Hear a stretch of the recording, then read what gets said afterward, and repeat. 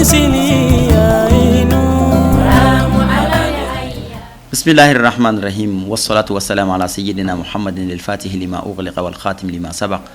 وعلى آله حق قدره ومقداره العظيم. أما الماشر في التي في لجبا وموبيل لجنة فون إسلامية كفولينوي. السلام عليكم ورحمة الله تعالى وبركاته.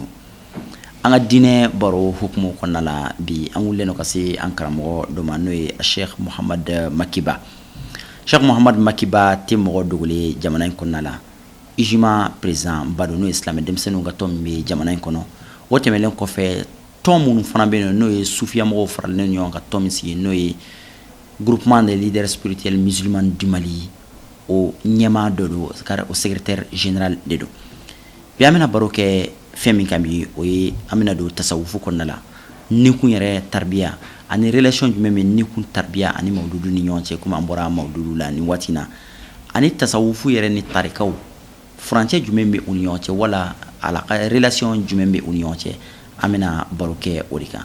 nka yanni an ka don an ka baro kɔnɔna la an b'a fɔ an ka maa wele ma ko assalamu alaikum wa rahmatulahi ta'ala wa barakatuhu. wa alaikum akramu salamu wa rahmatulahi ta'ala wa barakatuhu. Cheikh Mohamed Makiba foli tɛmɛlen kɔfɛ an b'a mɛn tasawufu kɔnɔna la u bɛ fɛn dɔ fɔ ko a tarbiya rohiya n'o ye nikun lamɔni ye nikun ka tarbiya. Ni kun ka tarbiya yɛrɛ mun de don. Cɔrɔna Usman ala ka hɛrɛ kan ye an lamɛnbaaw Sherifula TV a ɲɛmɔgɔyaso a filɛbaa bɛɛ yɔrɔ jan ani yɔrɔ surun a baarakɛla bɛɛ an bɛ dugawu kɛ ala ka hɛrɛ kan n'aw ye ala ka n'aw dɛmɛ an bɛna kuma minnu fɔ ala k'a bɔ dusukun na ni ka se dusukun ma ka d'a kan sufiya cɛw yɔrɔ ko ten ko maa kharaja min al-qalbi wasala ila al-qalbi ko ni kuma min bɔra dusukun na k'o de bɛ don dusukun na nka ni kuma min bɔra nɛnkun dɔrɔn na o bɛ da tulo fara la an bɛna kuma min fɔ ya Rabbi an b'a ala deli ala k'a bɔ dusukun na ala k'a don dusukun ɲumanw fana na farikolo ka se ka baara kɛ n'a ye o de la Imamul Ghazali ale ye sufiya cɛbaw dɔ ye a ka kitabu walafilenw ka ca kosɛbɛ a ko tasawufu aqida tawhidu irfanu ko fɛn saba de don ala ko yɛrɛ i'tiqadun bil qalb nutqun bil lisan amalun bil jawarih dusukun bi fɛn min danganiya nɛngu bi sɔrɔ ka kuma na nɛngu ye dusukun ka ciden de Usman ni nɛ kuma na ka sɔrɔ dusukun ma ci dɔrɔn a bɛ kɛ fatoka ye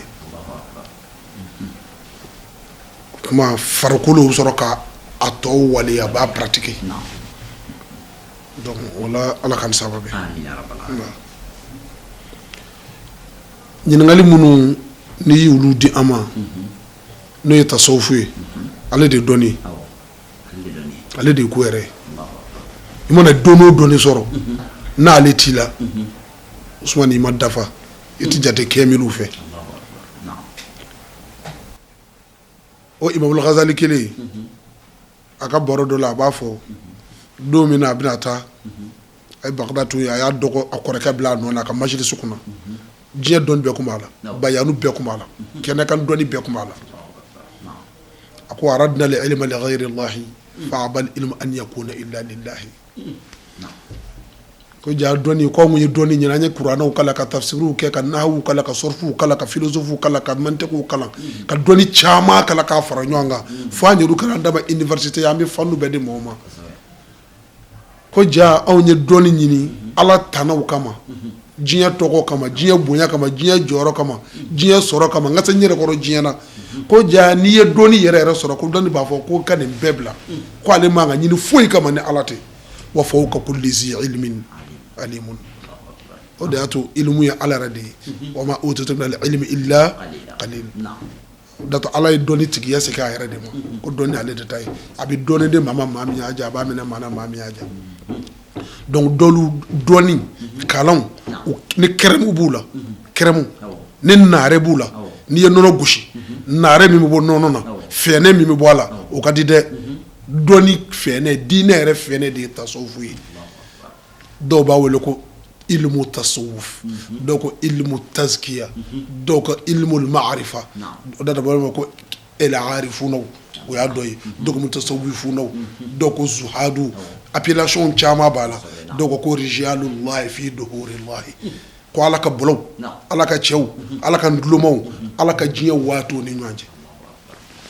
ala ye waati o waati da a ma sɔn a waati ka langolonya ka bɔ ni maa ninnu na olu de ye bɔlɔw ye olu de ye sportif appellation dɔw ye awasu dɔw ko awtadu dɔw ko aqtabu tɔgɔ appellation caman b'a la ka bɛn diɲɛ sigi cogo ni diɲɛ taabolo ni diɲɛ nabolo ma nguti b'a dugukolo sanfɛ o de y'a to imam malik parce que imam maliki ko n'an ko k'an ye malikiya mɔgɔw ye mɔgɔ dabali bɛ ban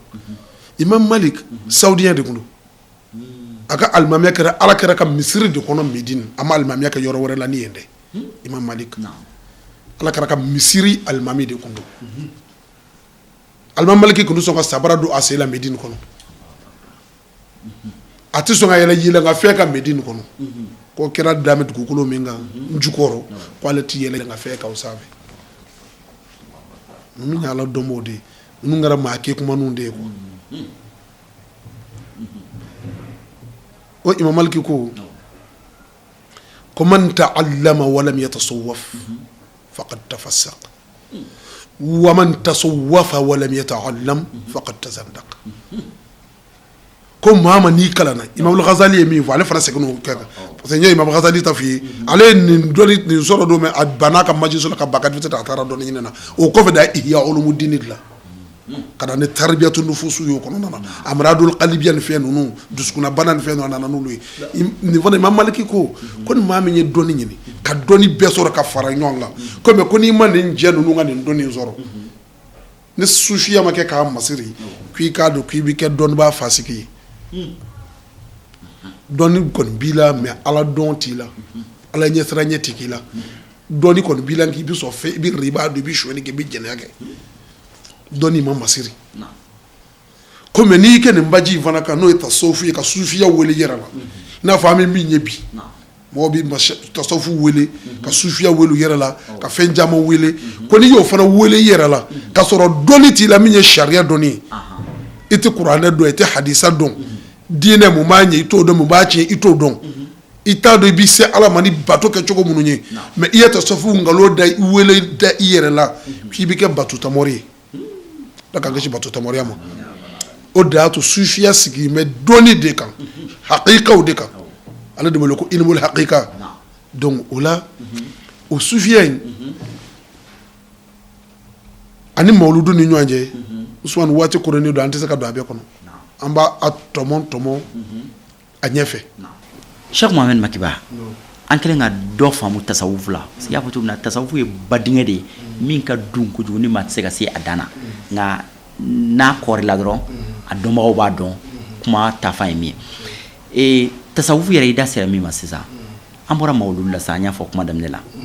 relation jumɛn bɛ tasawufu yɛrɛ ni mawuludu ni ɲɔgɔn cɛ parce que an y'a ye tasawufu mɔgɔw caman de ye mawuludukɛlaw ye wala tasawufu mɔgɔw de ye mawuludukɛlaw ye relation jumɛn bɛ mawuludu kɛli ni tasawufu ni ɲɔgɔn cɛ Cɔrɔ Usman tasawufu ni mawuludu Usman tasawufu baro ka di kojugu zawku de do ko c'est-à-dire gu n'i ma goûter i t'a ja dɔn mawuludu ani tasawufu mɔgɔw n y'a f'i ye ko appellation caman don k'a ta Ibrahima na ka na bila Musaw na sufiya mɔgɔw tɛmɛna o fana appellation tun b'o cogo la ala ka dɔ nana ale sɔrɔtu sɛlam o de y'a to tasawufu o bɛ ko masharabu ko de bɛ tɔrɔ i ka ko la n'an bɛna s'o ma ɲɛfɛ masharabu ko de bɛ yen minkɔ ko minyɔrɔ ko de ye tasawufu ko ye nabila Musa ka masharabu bɛ yen o b'a sɔrɔ tasawufu mɔgɔ dɔw bɛ yen olu bɛ Musa ka masharabu kɔnɔna na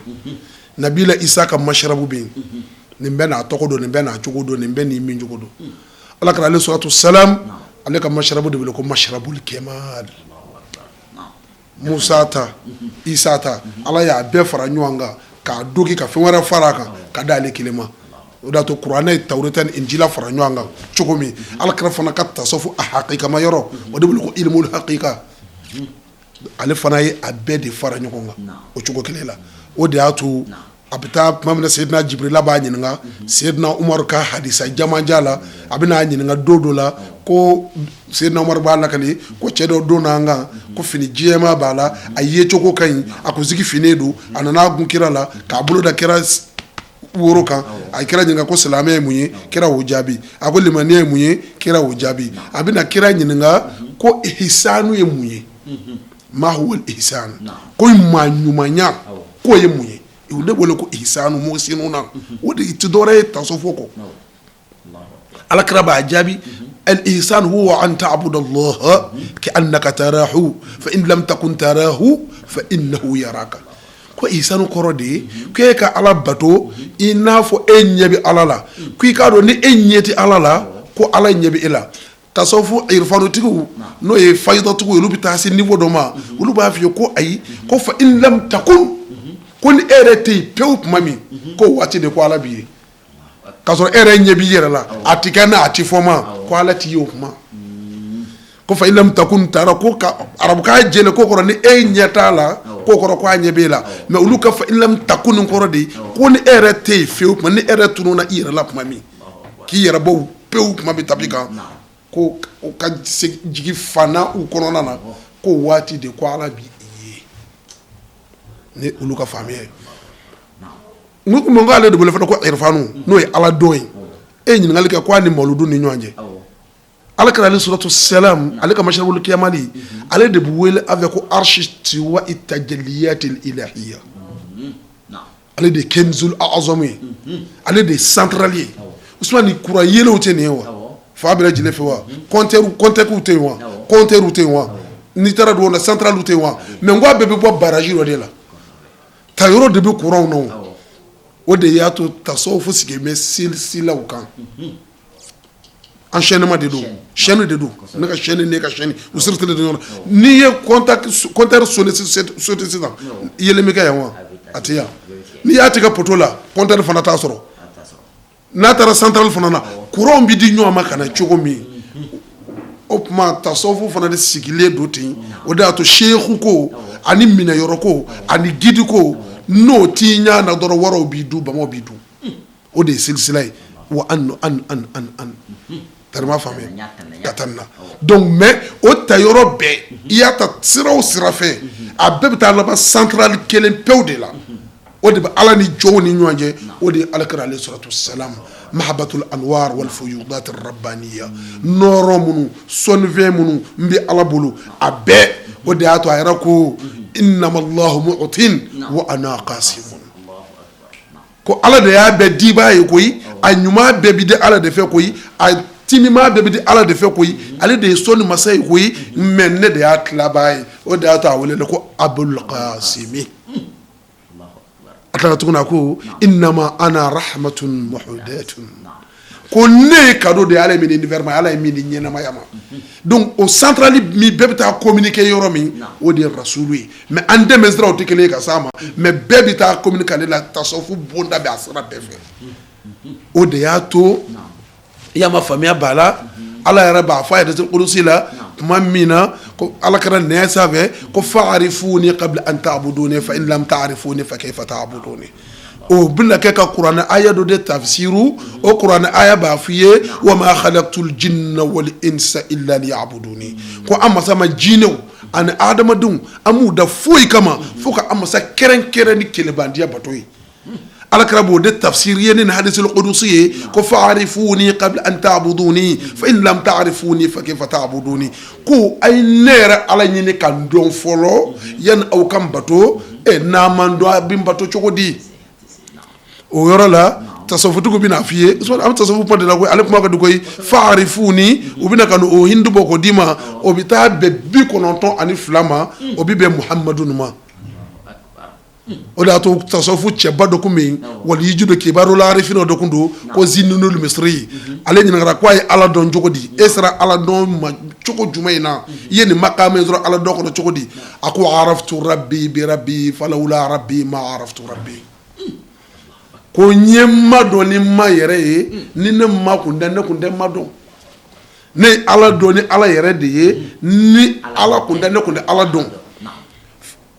fari fut kabla tabudi nyo fi nyana ngo yoro mine abina di abina kana ala kira dima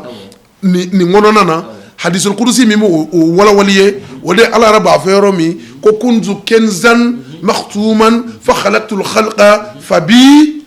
arafuni kun ala kunyen dama ngono fenye sanu dinga de kunye ne jaman dinga de kunye ne min datugule kundo mo bi tama ka mo ta da ku bala ka tama ko sanu bi yorena na ala datugule yera kundo ne ko ma dayle parce que nekele ndeko mi nga ala yakono ma ta do ko ne be davende jinate melekete adama dende donc davonda do ko ne be fa aratu an urafa na ala jora ka sa mbi fe nga don ka fo mbe o fere jumembo la moya jumembo wala saka do ko ne be fa khalaqtul khalqa ako de atunye danda vonda nya da madunda ka jina da ka davonda o mu yoru nu miri ka daba do nyin uyerala da tu fa khalaqtul khalqa fa bi arafuni nine yeraye uyene do o fa bi nyave mo hindula fa arifuni onini fa bi fa u ani bi ani ya o bi kononton ani flama hindu tigu fin o de Muhammadu Lamine Muhammadu yare donc ni ala kira de ye ani ala don ale de fatihi lima okhlika o da to zidul musriku ko ne ala don ni ala yare ni ala kunde ko ngode ala don o ma ala kira ale de arshu siwaye o da to nami jawratul kamal kala wala sallallahu ala ayn rahmati rabbaniyati am tasiro doma mongo minal buhuri wal awani من البهوري ويقولوا بكبار العارفين عارفون بو شيخ عبد القادر الجيلاني شيخ احمد التجاني ابو يزيد البسطامي احمد البدوي زين المصري منون دبل كو كبار العارفين شيخ معروف الكرم ادو تقد دما فولي عثمان بيكا توتر بيكا نصر شيخ تاج سر العارفين ابو الوفاء نون دي كبار العارفين وي نون دي كوكولو بولوي شيخ جنيد نونو كتاب تكي كوتي وقلنا نتصنع محل جنيد وحزبه نزلوا بها شرفا فوق الفرقد تلك المكارم والمحامد والعلا نالاي بونيو بونيا ديما ناي كورتو كورتا ديما ناي تانو تانو ديما نيما تانو نينو نغا تانوي تانو لانغولودو nga ati sorate na suman donc opma ala kira ikado ale de ko indiki yere ko imbe bibta sogolomina fili imbe bita barranger yoromi nore imbe bita ta yoromi wode ale ala kira yi ngode to ara ko innama allah mu'tin wa ana qasimun ko ala ba bedi koy ngane de atla bay aw ne nyanje ay na naka bido nyanga doni ndama ay na naka bolo nyanga doni ndama ay na naka jimino nyanga doni ngaku ni na ni min hakami abi so nga be o hakam Usman Cheikhana ya futona nimboro kadi ne zawqudi atimiat zeka foka don mat seka ni don ki ta ko fe be do ni kono de ibe ni nyedo ga halibi aya futun watina tuga kama ida sera tasawufu mima ani tariqa différence du même nyonje wala be fengelende Usman ne yin ngali dumay tasawufu ani tariqa so ga ibi yela ko puma do me mo ko do fe ko karsa bi ti tariqa mai sufia ko ndo nga tariqa tabulu karsa sufia nga tariqa tabulu tariqa e qura de tasawufu kono wurdi munu namuludi el awrad turuq sufia eda wurdi nunu ndera turuq de ma awrad turuq sufia sira wala ni tukuru na fe wurdi do be obulu dima parce que yoro de la yenni ngal folo nga no tarbiya parce que sufia la tarbiyatu nufus de ben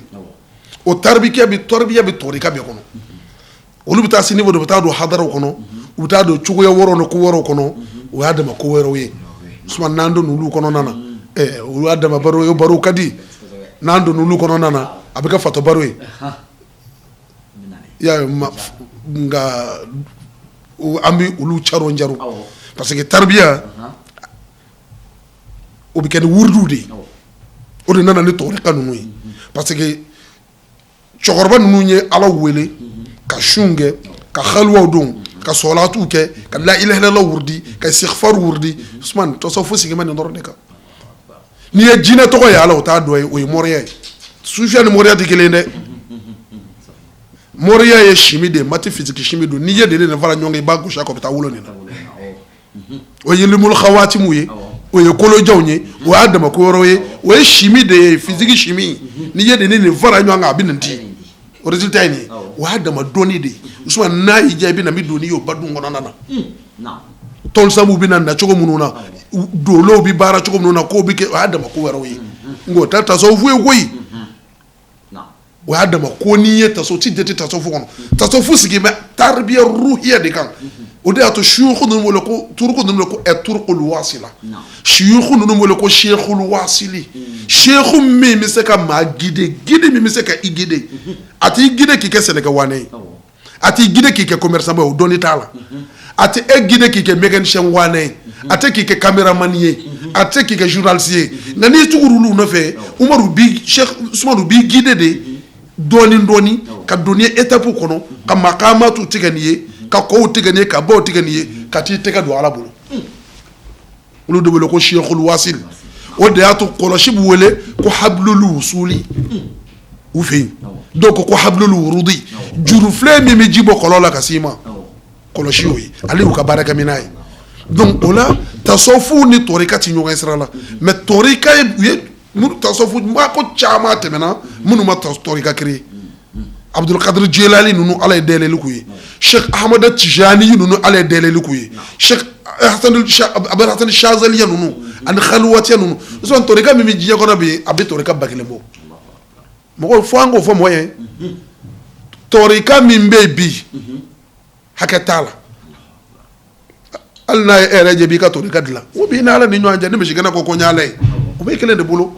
mais minnu ye yeelen sɔrɔ ka nɔrɔ sɔrɔ n'olu fanga bonyana n'i taara masiriko la u yɛrɛ bɛ ko el aktabu la arba el aktabu saba minnu sɔngɛlen don minnu ye k'olu ye diɲɛ minɛ kabini kunun ja fo bi u ma bɛn o ye Abdul Qadir Jilani ninnu nana ni sira mun ye Cheikh Ahmad Tijani min kɛra khatamu ni kɛtimu ye khatamul khatmi Ala ye kɛtimiya d'ale ma ka khatimiya d'a ma mais an tɛ Tijaniya ko kuma ni Kadiriya ko kuma na yan an bɛ tasawufu foroba ko kuma de la mais n ye min f'i ye olu ye Ala bato ni sira minnu ye ka Ala sɔrɔ ni sira minnu ye Ala kɛra fonisirayɛriw kan ka da dɔw yɛlɛ u kan ko dɔw d'u ma min di maa tɔw ma u fonisirala u ka kalandenw n'u ka ɲɔgɔn fana kan k'o de bɔ k'o d'a ma an b'o de wele ko turuku o kɔrɔ sira minnu n'an y'a minɛ an bɛ Ala sɔrɔ n'a ye cɛkɔrɔba ninnu nana n'o de ye o de y'a to taribiya bɛ n'o de kɔnɔ l'éducation spirituelle tarbiyatu ruhiya dɔw ko taskiya kuranɛ b'o fana fɔ an ɲɛna qad aflaha man tazakka a bɛ na n'a ye yɔrɔ dɔ la dɔw b'a ta yen dɔw bɛ na n'a ye jaka bonda la dɔw bɛ na n'a ye tafsiru bonda wɛrɛ la a bɛ na n'a ye suratu shamsi la qad aflaha man zakkaha wa qad khaba man dassaha o de bɛ wele ko taskiya cɔrɔn suman o de y'a to n'i donna o taribiya kɔnɔ u bɛ na maqama 7 d'i ma maqamu fɔlɔ taribiya la o wele ko nafsul ammaratu bisu wa ma ubarri'u nafsi inna nafsa la ammaratun bisu u b'i dilan ye fɔlɔ k'i golo doki ka na nafsul lawwama na ka na nafsul mulhama na ka na nafsul mutma'inna na ka na nafsul radiya la ka na nafsul mardiya la nafsul laba o de wele ko nafsul kamila taribiya nafsu 7 ye nin mais maqama fana bɛ yen tasawufu maqamatu la Usman diinɛ baro don don kelen ni baro ban n'ale don wɛrɛ jira an na o maqamu fana o buli yɔrɔ min ka taa jɔ maqamu tawakkuli la n'o Ibrahima jɔyɔrɔ ye an bɛ nin fɛn fɛn f'i ye an b'a bɛ dalilu d'i ma kuranɛ na ani hadisa la ani sira jɛlen la nɔgɔti minnu na minnu kulu dɔ ɲɔni jogo t'u la donc o la an bɛ baro kɛ yan ka baro bi baro da yan diinɛ baro hukumu kɔnɔna na ka Sherifula TV fo k'a lamɛnbaa bɛɛ fo k'a lajɛbaa bɛɛ fo an ka cɛkɔrɔba n'o ye Cheikh Dana Haidara ye groupement de leader fana président ye ale de ye k'ale fana fo k'a wale ɲuman dɔn Ala ka hɛrɛ k'an n'u ye Ala k'an n'u sara Ala k'an bɛn a ɲɔgɔnna wɛrɛ ma naqulu rabbana atina fi dunya hasanatan wa fil akhirati hasanatan wa qina azaban nar subhana rabbika rabbil izzati amma yasifun wa salamun ala al mursalin walhamdulillahi rabbil alamin an ye min mɛn an karamɔgɔbaw da tasawufu kan an ka dɔnta fitina o ko tasawufu ye zawqu de i n'a fɔ an karamɔgɔ Cheikh Muhamad Makiba da sera ma cogo min na zawqu ye gu ye fɛn nɛnɛli de ka timiya dɔn timiya dɔn tɛ dɔnni ɲɛfɔli ye nka a bɛ dɔnni ɲɛdɔnni de ni k'i bɛ sukaro timiya ɲɛfɔ mɔgɔ ye i bɛ se ka tile bɛɛ ban a ɲɛfɔli la nka ani maa o bɛ min dɔn a la ani maa min sukaro dɔnni ta ka nɛ a da nɛn kan o b'a faamu à la fraction de seconde ka tɛmɛ i tilenna k'a ɲɛfɔ min ye tasawufu fana y'o de ɲɛfɔli minnu bɛ k'a la tuma dɔw la o ye de ka mɔgɔw bilasira ka fɛn dɔw ɲɛfɔ mɔgɔw ye a la walasa ka a kanu don mɔgɔw dusukun na jɔyɔrɔ minnu b'a la hadamadenya la k'olu ɲɛfɔ sinon tasawufu i bɛ don a la de tuma dɔw la e yɛrɛ bɛ fɛn dɔ santi a kɔnɔna la fɛn minnu tɛ se ka ɲɛfɔ olu bɛ ɲɛdɔn de diɲɛ cɛbaw dɔnni cɛbaw ye ninnu ni cogoba minnu ye baara kɛ minnu tɔgɔw bɛ ka fɔ diɲɛ kɔnɔ bi diinɛ bunako kan a bɛɛ tasawufu cɛw de nka an y'a fɔ cogo min na nin sigida in sigida kelen tɛ nin baro ban nin ye san caman baro de nin ye waati caman baro de nka an bɛ layidu di aw ma ni ala sɔnna a ma don n'a nataw la an bɛna don tasawufu badingɛ wɛrɛ kɔnɔna la k'o fana cogobaw ye ni ala taala sɔnna a ma an karamɔgɔ Sheikh Muhamadu Makiba an b'a fɔ ka waleɲuman dɔn an ka wele jaabi la an bɛ se ka hakili jigin Sheikh Muhamadu Makiba groupement des leaders spirituels musulmans du Mali o secrétaire général de y'ale n'o ye tasawufu mɔgɔw bɛɛ lajɛlen kelen don ka ɲɔgɔn fara ɲɔgɔn kan tɔn min kɔnɔna la n'a ɲɛmɔgɔya bɛ an ka Sherifukɛ bolo Sherif Usman Madani Haidara bolo an bɛ aw bɛɛ lajɛlen fo ka aw waleɲuman dɔn aw minnu tun sigilen don k'an filɛ nin waati in na an ka diinɛ baro hukumu kɔnɔna la an bɛ Alahu taala deli Ala ka sigi nataw jira an na wa akhiru da'awana alhamdulillahi rabbil alamin wassalamu alaikum wa rahmatullahi ta'ala wa barakatuhu.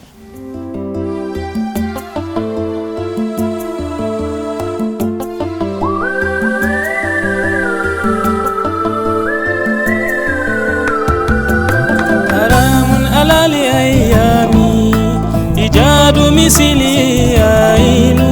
سلام على الأيام إيجاد مثلي عين حرام على الأيام إيجاد مثلي